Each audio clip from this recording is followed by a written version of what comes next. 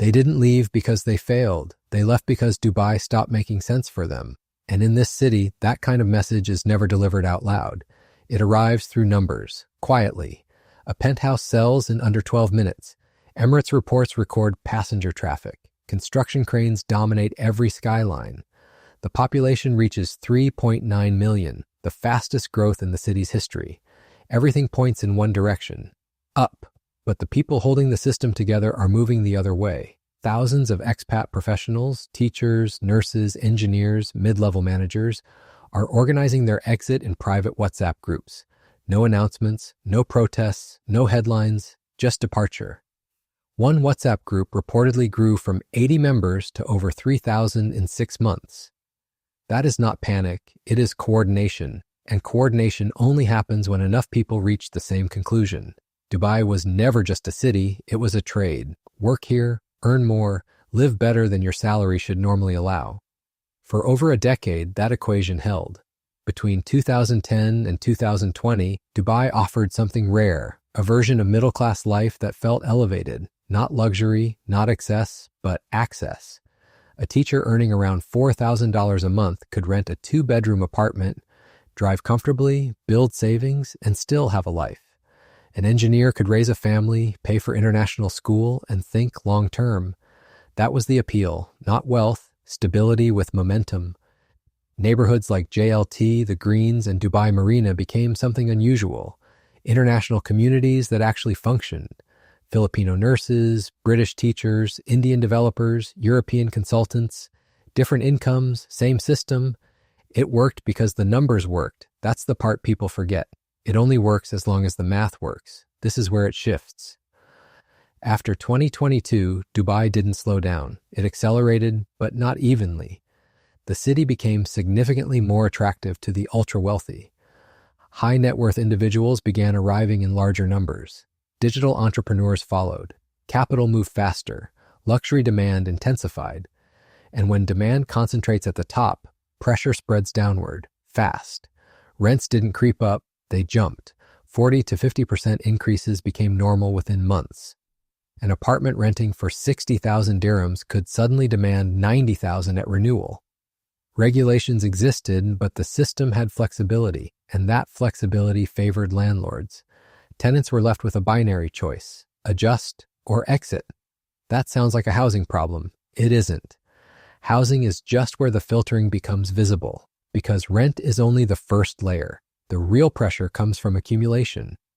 School fees began rising at similar speeds. International education, essential for expat families, increased by 15 to 20% annually. A school charging 45,000 dirhams just a few years earlier could now demand 70,000 or more. And salaries barely moved. That alone would be a problem. The real damage comes from misalignment. Dubai now ranks among the most expensive cities in the world, above London, Los Angeles, Amsterdam. But unlike those cities, wage growth has not followed cost growth, so the system creates something unstable. A widening gap. A 1-bedroom apartment in Business Bay now costs around 90,000 dirhams a year.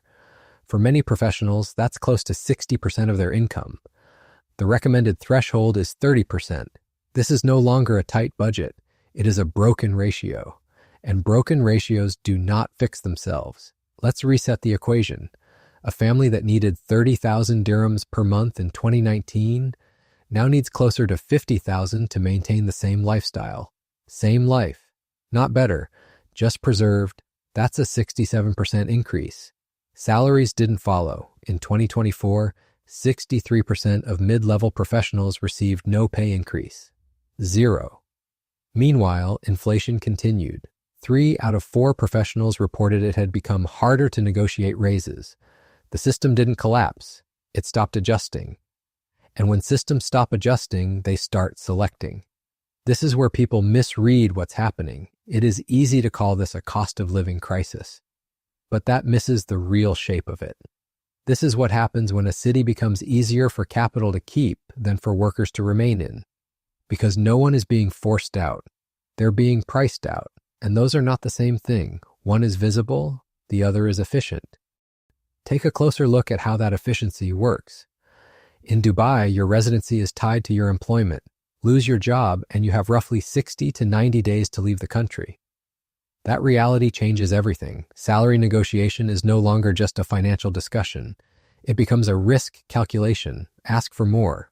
Or stay quiet. Because the penalty is not just losing a paycheck, it is losing your place in the country. So the workforce adapts. Highly skilled, highly productive, and unusually compliant. That's not accidental. That's structural. And then there's supply. Since 2022, around 78% of new residential developments have targeted the luxury segment, entry points starting at around 1.5 million dirhams. Affordable housing? Less than 5%. That's not imbalance, that's direction. At the same time, around 6,700 millionaires arrived in a single year, many purchasing property outright. No rent pressure, no negotiation, no exposure to the system affecting everyone else. They don't feel the tension, they amplify it, because prices don't just respond to need, they respond to capacity. This is where it becomes visible, not in reports, in behavior. James and Sarah stayed for 8 years, stable careers, 2 children, a life that worked. First year, the rent rises 35%. They cancel the family holiday and tell themselves it is temporary. Second year, school fees jump again. This time, the savings account becomes part of the monthly plan. Third year, still no salary increase. Again. That is when pressure stops feeling temporary and starts feeling permanent. Not emotionally, mathematically. They leave for Singapore, not because it's cheaper, because it's predictable. Raj stayed longer, 12 years, built infrastructure, contributed to major systems. Then one calculation changes everything. He can keep the apartment, or keep the children in school. Not both. Once that becomes the choice, the future narrows very quickly. 72% of his income goes to those 2 costs alone. He relocates to Toronto, takes a 15% pay cut, lives better. Amelia worked through the pandemic. Critical care nurse, long shifts, high pressure, essential work. Her salary, 8,500 dirhams. When rents rise, her independence disappears. Now she shares 1 bedroom with 2 other nurses, 3 essential workers, 1 room. The system still counts that as employment. It no longer resembles a life. These are not exceptions. They are signals. And when signals repeat, systems respond. This is where the consequences start to surface. Education first. Teacher turnover exceeds 40% annually in some schools. Nearly half the staff replaced every year. Experience leaves. Continuity breaks. Students adjust to new teachers again and again. Quality rarely collapses all at once. It wears down in public long before anyone names it. Healthcare follows. One private network reportedly lost 28% of its nursing staff in a single quarter. The primary reason cited? Housing costs. When essential workers begin treating a city as temporary, the system doesn't fail immediately. It destabilizes. Then the social layer. Families leave mid-year. Schools report withdrawal rates between 15 and 20% before the academic year ends. Entire classrooms change composition within months. Friendships reset. Repeatedly, communities don't disappear, they thin, and the city changes with them. Restaurants reposition. Casual dining gives way to premium concepts. Neighborhood spaces shift toward higher spending profiles. The city doesn't lose activity, it loses accessibility. And this is where it stops being just Dubai. Because professionals don't just leave, they compare. Saudi Arabia offers housing support packages. Qatar competes with incentives. Riyadh's cost of living can be up to 48% lower. Bahrain, 25% cheaper overall. Oman, even lower. The difference is no longer marginal, it's decisive. Even within the UAE, behavior shifts. Ajman sees lease contracts surge by 50% in 1 year, not because demand suddenly increased for lifestyle reasons, because affordability became strategy.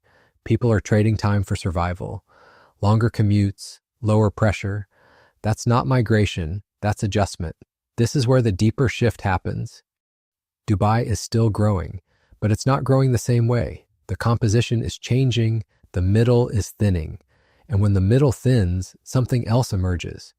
There's a term for this, the Monaco effect. A city built for wealth, sustained by people who can no longer comfortably live inside it.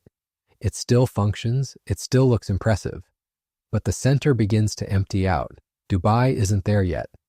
But it's moving in that direction, because when you remove the middle layer, you remove more than income diversity. You remove memory, you remove continuity, you remove the people who understand systems deeply enough to sustain them.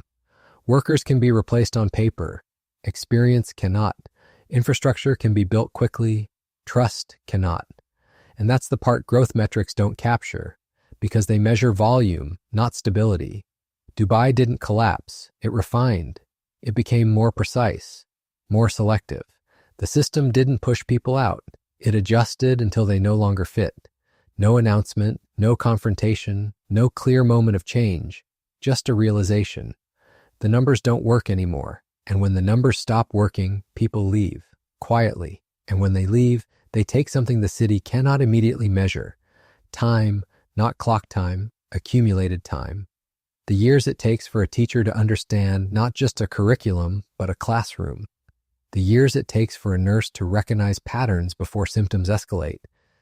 The years it takes for an engineer to anticipate failure inside systems they helped build. That kind of time doesn't show up in GDP, but it holds everything together. This is where the real cost begins, not when people leave, but after. Because the system doesn't break when pressure rises. It breaks when experience disappears. Look closely at what replaces it.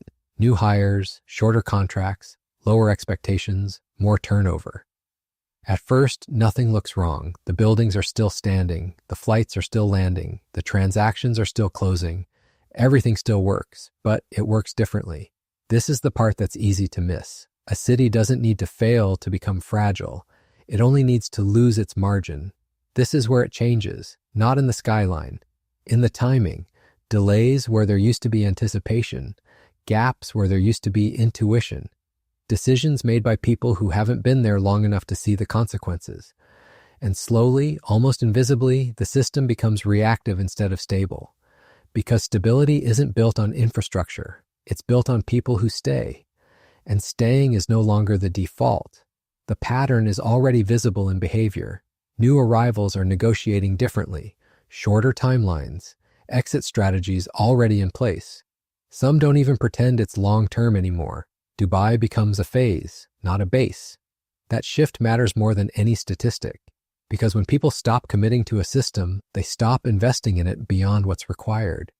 They do the job, they don't build the future, and that's where the model begins to hollow out, not through failure, through detachment. This is the contradiction at the center of everything. Dubai is attracting more wealth than ever, but it may be losing the layer that turns wealth into a functioning society. That's not the same thing, and it never has been. Wealth can buy structures, it cannot manufacture continuity, and systems require continuity. Continuity requires affordability. Affordability requires alignment. That alignment is what broke, not suddenly, gradually. At first, it looked like opportunity. Then it felt like pressure. Now it behaves like selection. And selection always produces a cleaner surface. Fewer complaints, fewer negotiations, fewer people who don't fit the model. But it also produces something else. Silence, no protests, no resistance, no visible friction, just departure. That is why the WhatsApp groups matter. They are where private calculation becomes visible at scale. People comparing numbers, sharing exit timelines, recommending alternatives, mapping the same conclusion from different starting points. Leave. Before the system forces the decision for you. That's the final stage, not crisis, clarity. Dubai didn't become unaffordable overnight, it became misaligned. And misalignment is harder to detect because it doesn't trigger panic, it triggers calculation. You don't react to it, you solve for it. And when the solution is always the same, the outcome becomes predictable. You leave. This is why the departures are quiet. Because no one feels like they're escaping something broken. They feel like they're stepping out of something that no longer includes them. There's no anger in that, just precision. And precision is difficult to argue with. Dubai will continue to grow. The towers will keep rising. The population will keep increasing. The headlines will stay strong. But growth doesn't answer the real question. Who is it for? because a city can expand infinitely in numbers and still shrink in belonging. That's the part no official report will highlight, because it doesn't show up in performance metrics. It shows up in absence. The colleague who doesn't renew, the teacher who doesn't return, the nurse who quietly relocates, the family that leaves mid-year. Individually, they don't change the story. Collectively, they rewrite it. And by the time it becomes obvious, it's already done, because systems like this don't reverse easily. They stabilize around a new equilibrium, one that favors the conditions that created it. More capital, more luxury, less friction, less negotiation, fewer people in the middle. And once that balance locks in, bringing the middle back is no longer a policy decision. It becomes a structural challenge, because the city will have already adapted to life without them. That is the risk, not that Dubai fails, that it succeeds in a direction that quietly makes itself harder to belong to. A city can keep growing while losing the people who made growth livable. It can keep functioning while becoming more fragile underneath. It can look stronger every year and hold less every year. That is what selection does. It cleans the surface, it empties the center. And by the time the difference becomes obvious, the people who understood it first are already gone. Dubai did not tell them to leave, it made staying stop making sense.